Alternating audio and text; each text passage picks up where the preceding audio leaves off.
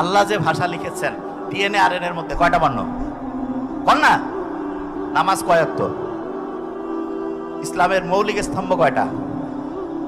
আল্লাহ বানানটা যদি ইংরেজিতে লেখেন কয়টা বর্ণ? আচ্ছা, ইংরেজিতে যখন লেখেন প্রথম বর্ণটা কি আছে বলেন তো?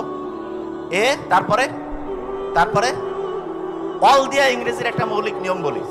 স্যার যেহেতু প্রফেসর স্যার আছে মিলাতে পারবে। অল কিন্তু একটা মারাত্মক শব্দ ইংরেজির। কি কারণে? আমি যদি বলি all are invited, very nice, plural হয়েছে ভাব। আর যখন বলি all that glitters is not gold, এখানে ভাবটা সিঙ্গুলার হয়েছে না?